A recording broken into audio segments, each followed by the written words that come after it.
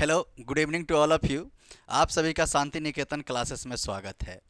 आज का जो लेक्चर है करंट इलेक्ट्रिसिटी के ऊपर हम लोग देख रहे हैं। एक पार्टिकुलरली काफ़ी इंपॉर्टेंट चैप्टर है। जो टॉपिक आज का है वो है effect of temperature on resistance and resistivity. इसमें ही हम लोग देख लेते हैं सेंस जिसको जो है temperature coefficient of resistance and resistivity, उसी में हम लोग डिस्कस कर लेंगे और इसको डिराइव भी करके देख लेंगे। ठीक है सर, लेक्चर्स को एसेंस लाइक शेयर सब्सक्राइब जरूर किया करें एसेंस। आइए सबसे पहले हम लोग देखते हैं एसेंस इसका इफेक्ट के बारे में। तो अब देखिए एसेंस इफेक्ट जानने के लिए जैसे समझिए कि जैसे एक चीज़ हम लोग जानते हैं, वी नो डैट फार्मूला दोनों का जानेंगे रेसिस्टेंस का। तो रेसिस्टेंस का फार्मूला क्या होता है M L divided by N E square tau A. तभी ये फार्मूला क्यों लिए, एक और रोएल बाई ए भी होता है, तो उससे जो है इससे टेम्परेचर्स के इफेक्ट का पता चलता है क्योंकि इसमें टाउ और एन है। अभी देखते हैं और साथ में ही यदि आर का वैल्यू ये हो गया तो इसी में रो का भी वैल्यू देख लेते हैं, रेसिस्टिविटी भी साथ में देखेंगे।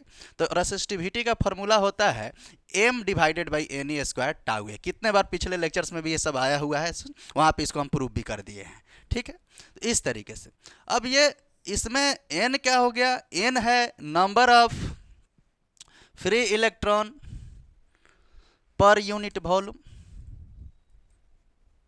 यानी number of free electrons per unit volume हो गया। और टाउ जो है सेंस ये हो गया आपका रिलैक्सेशन टाइम, सेशन टाइम।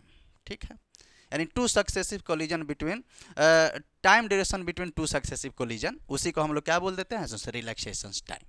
अब इसमें अगर हम लोग फॉर कंडक्टर मटेरियल की बातें करें तो इसमें क्या हो जाता है कि इसमें सिग्निफिकेंट जैसे यानी कंडक्टर मटेरियल में हम लोग देखते हैं रिलैक्सेशन टाइम को। अब उसमें हम लोग क्या देखते हैं कि कंडक्टर मटेरियल के लिए यहाँ एक लाइन में समझ लीजिए सेंस कि फॉर या टेम्परेचर इंक्रीजेज इन कंडक्टर मटेरियल, टेम्परेचर इंक्रीजेज इन कंडक्टर मटेरियल, टाउ क्या होता है सेंस वो डिक्रीज होता है। ठीक है, अब टेम्परेचर बढ़ाइएगा कंडक्टर मटेरियल का तो टाउ वहाँ पे डिक्रीज होता है रिलैक्सेशन टाइम। और ये किसके वजह से डिक्रीज होता है कि due to collision of electrons, collision of electrons की वजह। अब बहुत सारे इलेक्ट्रॉन्स आपस में कोलाइड करते हैं, जल्दी जल्दी कोलिजन्स होना शुरू हो जाता है। तो दो सक्सेसिव कोलिजन्स के बीच में जो है यानी टाइम जो लगता है दो मोलिक्यूल इलेक्ट्रॉन्स के कोलिजन्स में वो काफ़ी कम लगता है। तो इसीलिए उसमें कम लगेगा तो टाउ का वैल्यू भी गिर जाता है, कम हो जाता है। अब टाउ का वैल्यू जैसे ही गिरता है तो उस कंडीशन में यानी टेम्परेचर बढ़ाएंगे तो रिलैक्सेशन टाइम घट जाता है। यानी कि एक तरीके से हम क्या देखें कि टेम्परेचर इंक्रीज किए तो टाउ का वैल्यू डिक्रीज हो गया।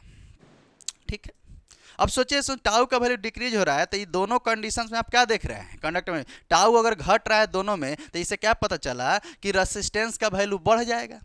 यानी इससे ये पता चला कि टेम्परेचर आप इंक्रीज कर रहे हैं तो रेसिस्टेंस एंड रेसिस्टिविटी किसके लिए, फॉर कंडक्टर मटेरियल के लिए बोथ विल बी इंक्रीजेस। ये कंडीशंस हो गया।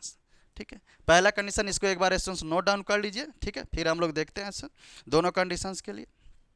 यानी कि इस कंडीशन में हम लोग क्या देख लिए कि दोनों कंडीशन में ये बढ़ रहा है। और इसी में अगर एसेंस यही कंडक्टर है, यही एसेंस अगर हम जो बातें कर ले सेमी कंडक्टर के लिए तो दोनों डिक्रीज होता है। तो हम लोग देखेंगे, ग्राफ बना करके भी देखेंगे। पहले हम लोग ये देख लेते हैं कि अगर कोई कंडक्टर मटेरियल है, आते हैं थोड़ा सा इस पे बातें करते हैं टेम्परेचर कोफिशिएंट ऑफ रेसिस्टेंस पे। लेट सपोज कीजिए एसेंस कि यहाँ पे एक हमने कंडक्टर मटेरियल बना दिया, तो यानी कि बार बार टेम्परेचर्स की रेसिस्टेंस की बातें हो रही है। तो यानी कि शुरुआत में मान लीजिए इनिशियली जो है, इनिशियली ये R1 था, T1 था एंड ρ1 था। ठीक है, उसी तरीके से सेंस फाइनल में इस कंडक्टर मटेरियल की बात करें जो टेम्परेचर बढ़ा रहे होंगे तो उस कंडीशन में क्या होगा R2। ठीक है, यानी कि ऐसे कर दे, ये सब क्या था इनिशियल में R इनिशियल था। ठीक है, और ये टी इनिशियल, ये रो इनिशियल था। ठीक है, और इसमें क्या होगा फाइनल में R final comma T final and या फिर जो है रो फाइनल।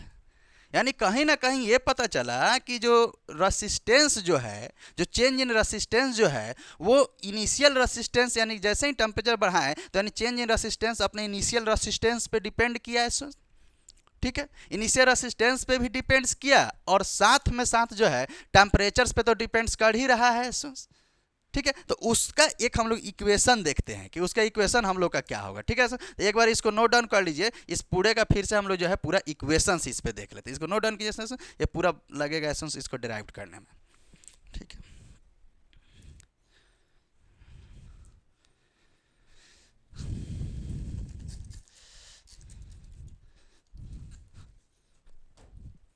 यानी कि चेंज इन रेसिस्टेंस जो है वो डिपेंड्स करेगा इनिशियल रेसिस्टेंस और चेंज इन टेम्परेचर पे। ठीक है, अभी देखते हैं सर, इसको इक्वेशंस को भी लिखते हैं, प्रूव भी करते हैं इसको। ठीक है, यानी कि रेसिस्टेंस चेंज डिपेंड्स, देखिए सुन, यानी कि डेल आर हम बोल देते हैं सुन, डेल आर जो है वो डिपेंड्स करेगा किस पे सुन, इनिशियल रेसिस्टेंस पे, यानी आर इनिशियल पे जो है ये डिपेंड्स करेगा। करेक्ट, ये आर इनिशियल पे करा, उसी तरीके से ये डेल आर जो है सुन, यानी चेंज इन रेसिस्टेंस जो है ये T final minus T initial पे भी डिपेंड्स करेगा। यानी कि आप देखिए ना, T final minus T initial, अब जैसे टेम्परेचर आप इंक्रीज कर रहे हैं तो टेम्परेचर इंक्रीज करना है तो T final minus T initial निकालेंगे तो उसका चेंज वैल्यू बढ़ेगा बढ़ेगा बढ़ेगा। तो यानी कि आपका रेसिस्टेंस भी क्या होगा, बढ़ेगा कंडक्टर मटेरियल। किसके लिए बात किया, रेसिस्टेंस चेंज डिपेंड्स कर रहा है, कंडक्टर की बात हो रहा है, तो उसका क्या करेगा, बढ़ेगा बढ़ेगा बढ़ेगा। अगर जो है टेम्परेचर डिक्रीज कर रहे हैं तो T final minus T initial का आप जो माइनस लीजिएगा, अगर मान लीजिए कि 8-4 है, अब 10-4 हो जाएगा, 8-4 4 हो गया, 10-4 किए तो 6 हो गया, 12 माइनस जो है 4 किए तो और बढ़ गया, 8 हो गया। तो यानी कि जैसे जैसे चेंज इन टेम्परेचर बढ़ाएं आपका डेल आर जो है वो इंक्रीज करता हुआ शुरू हुआ और घटाएंगे तो घटना शुरू हो गया। तो इस तरीके से हम लोग देख लिए कि ये इनिशियल और रेसिस्टेंस और चेंज इन टेम्परेचर्स पे डिपेंड्स करता है। अब यहाँ से अगर हम लोग इसको निकाले तो वी कैन रिटेन एज कि डेल आर जो है हम लोग लिख सकते हैं दोनों को एक साथ, ये आर इनिशियल और साथ में क्या आ जाएगा, T final minus T initial, जो यहाँ पे हम लोग देखे हैं इस कंडक्टर मटेरियल में। ठीक है, अब ये प्रोपोर्शनल साइन है तो प्रोपोर्शनल साइन को हटाएंगे तो एक हमारा कांस्टेंट आता है और वो कांस्टेंट क्या आ जाता है, अल्फा आता है, alpha alpha R initial T final minus T initial. Correct है इस तरीके से। और जो अल्फा है ये अल्फा आपका होता है temperature coefficient of resistance and resistivity, या थर्मल कोफिशिएंट ऑफ रेसिस्टेंस भी इसको बोला जाता है अब ये भी चाहे ये भी आपको बोला जाता है। करेक्ट है, तो यहाँ से अगर हम लोग अल्फा निकाले तो अल्फा क्या हो जाएगा, देखिए ये पूरा वैल्यू इसके नीचे आ जाएगा, यानी del R divided by R initial into T final minus T initial, यानी कि यहाँ पे क्या आ गया कि del R divided by R initial into T final minus T initial. Correct, ये हमारा अल्फा का जो है वैल्यू आ गया। This is very very important. Correct है सर, इस तरीके। अच्छा अगर इसमें हम अल्फा का यूनिट की अगर बातें करें, जो टेम्परेचर कोफिशिएंट ऑफ रेसिस्टेंस या रेसिस्टिविटी है, तो देखिए डेल आर मतलब ओम ओम ओम तो कैंसिल हो गया यहाँ पे T final minus T initial क्या होगा, डिग्री सेल्सियस, ऊपर जाएगा तो पर डिग्री सेल्सियस, तो अल्फा का यूनिट भी पूछेगा तब क्या बोल दीजिएगा, पर डिग्री सेल्सियस है। करेक्ट है, तो यहाँ से हम लोग क्या देख लिए ये आपका अल्फा का फॉर्मूला यहाँ से देख लिए। करेक्ट है, इसको एक बार नोट डाउन कीजिए, which is very very important. Correct, इसी तरीके से अब जैसे इसमें इसके टर्म्स में भी इसको देखेंगे कि जो वैल्यू यहाँ निकाले हैं इसको रेसिस्टेंस के टर्म्स में भी एक बार देख लेते हैं, मतलब फाइनल और इनिशियल रेसिस्टेंस के। अब डेल आर को हम लोग क्या लिख सकते हैं, R final minus R initial. तो यहाँ पे देखिए अगर यहाँ से अगर पुट करें तो इस इक्वेशंस में ये देख लेते हैं कि इसको लिख सकते हैं कि R final minus R initial इस टर्म्स में जो है बढ़ाए घटाए जैसे ही टेम्परेचर तो ये वैल्यू यहाँ पे क्या आ जाएगा, alpha R initial T final minus T initial, which is very very important. R initial को इधर भेज देते हैं तो आर इनिशियल को भेज देते हैं। अच्छा अभी इस पे हम लोग वैल्यू देखेंगे कि अल्फा का वैल्यू किसके लिए पॉजिटिव होता है, मतलब कंडक्टर, सेमीकंडक्टर, एलवाई, तीनों के लिए ग्राफ भी देखेंगे और अल्फा का वैल्यू भी देखेंगे। बने रहे लेक्चर के साथ, देखते रहिए, कंप्लीट लेक्चर होगा जो भी होगा इसमें।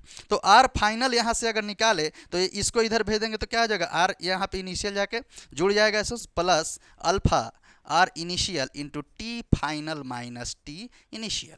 ठीक है, यहाँ से दोनों जगह से देखिए आर कॉमन हो, आर इनिशियल कॉमन हो जाएगा, तो आर इनिशियल कॉमन हो जाएगा तो क्या हो जाएगा, R final is equals to R initial common ले लेते हैं तो 1 plus alpha T final minus T initial. ये हमारा हो गया सेंस आर फाइनल का फॉर्मूला, यानी रेसिस्टेंस फाइनल का फॉर्मूला आपको निकलेगा सेंस। इसको एक बार नोट डाउन कर लीजिए, विच इज़ वेरी वेरी इंपॉर्टेंट। ठीक है, इस तरीके से हम लोग रेसिस्टेंस फाइनल का फॉर्मूला देख लिए सेंस, करेक्ट है। अब इसी में एक बार तो ये समझ ही गए, इसी में एसेंस आपसे ये पूछ लेगा कि ठीक है अब यहाँ पे रेसिस्टिविटी फाइनल, रेसिस्टिविटी के टर्म्स में बता दीजिए इसका फार्मूला क्या होगा एसेंस। तो हम लोग जानते हैं एसेंस रेसिस्टिविटी के टर्म्स में बातें करें तो हम यहाँ नहीं लिख सकते हैं, आर फाइनल यही ना हमारा फार्मूला था कि अगर rho is equals to R A by L, correct है, आर ए बाई एल था रो, यानी कि अगर रो फाइनल करेंगे तो R final A by L. ठीक है सर, और रो इनिशियल निकालेंगे यहाँ से तो क्या हो जाएगा सुन, R initial A by L. अब ये दोनों आर यहाँ से अगर हम लोग चाहें सुन ऐसे, हाँ ऐसे ही सुन, अब इसको चेंज कर लीजिए सुन, मतलब आर फाइनल क्या होगा, इसको इधर भेज लीजिए तो रो फाइनल रो एल बाई ए, और यहाँ से क्या हो जाएगा सुन, आर इनिशियल, तो यहाँ पे देख देंगे रो इनिशियल एल बाई ए। अब आर फाइनल आर इनिशियल के जगह पे ये दोनों वैल्यू रख दीजिए सुन। अब जैसे ही रखेंगे तो रो के टर्म्स में आएगा, तो यहाँ लिख देते हैं, यहाँ पे देख देते हैं, यहाँ जगह है, इन टर्म्स ऑफ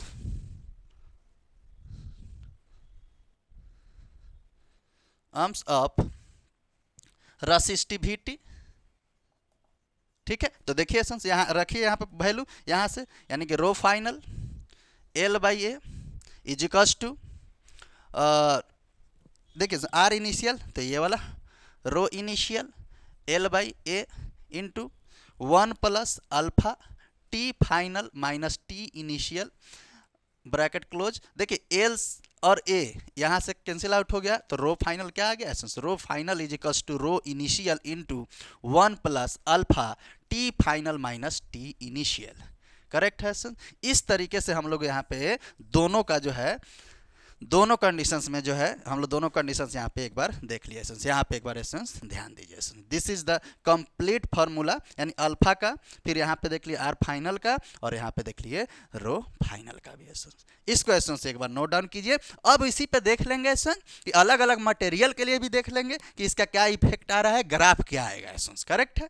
तो एक बार इसको एसेंस नोट डाउन कीजिए।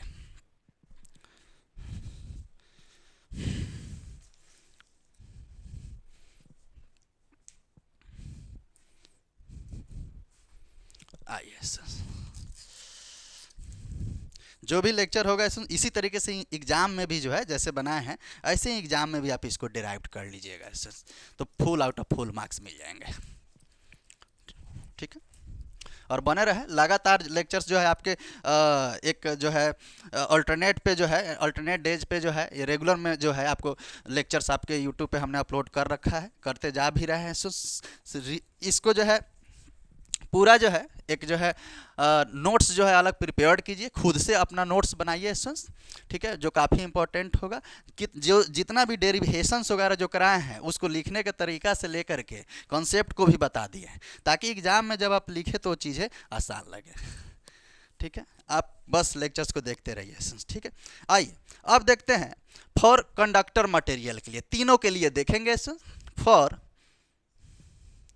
कंडक्टर के लिए, ठीक है, अब देखिए फॉर कंडक्टर्स के लिए अगर बातें करें इससे तो जो अल्फा का वैल्यू होता है, यानी कि अल्फा का वैल्यू क्या था, temperature coefficient of resistance and resistivity. तो अल्फा के लिए कंडक्टर के लिए अल्फा का वैल्यू जो होता है वो पॉजिटिव होता है।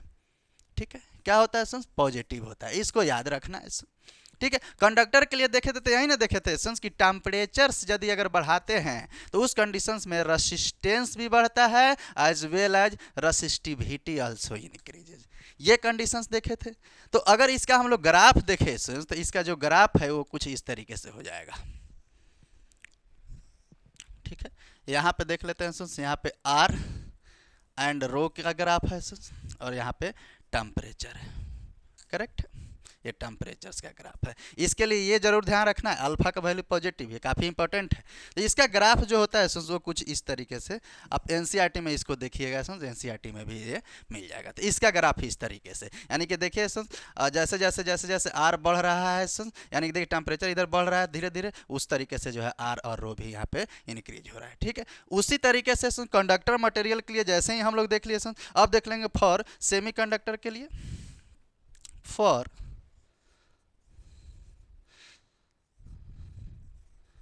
सेमी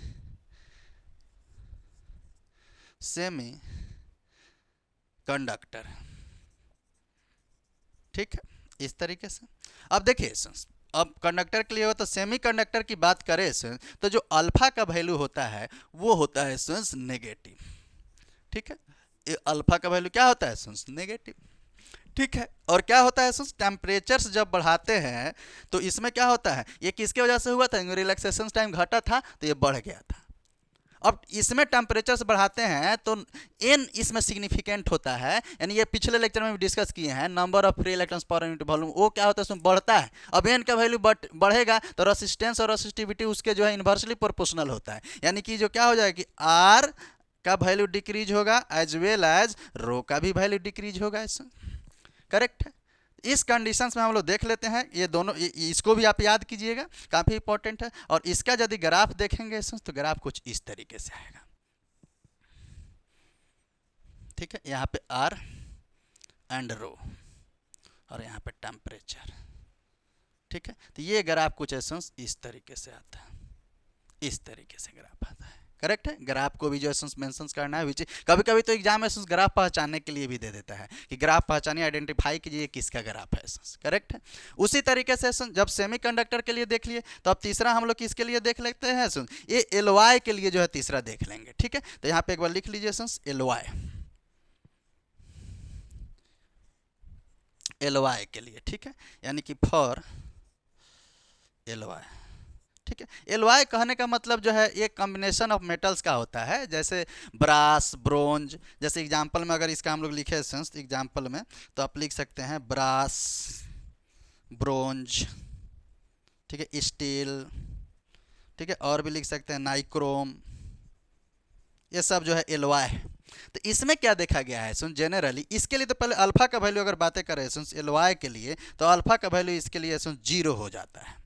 इसका वैल्यू क्या होता है अल्फा के लिए, अल्फा का वैल्यू एलवाई के लिए 0 हो जाता है। करेक्ट है, इसमें क्या देखा गया है कि जब टेम्परेचर इंक्रीज करते हैं तो इसके रेसिस्टेंस और रेसिस्टिविटी पे ज़्यादा इफेक्ट नहीं आता है, यानी कि ये नियरली कांस्टेंट होता है।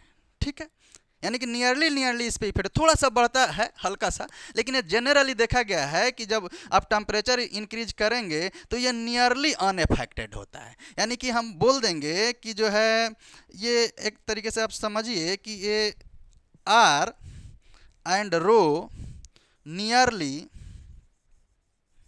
अनएफेक्टेड।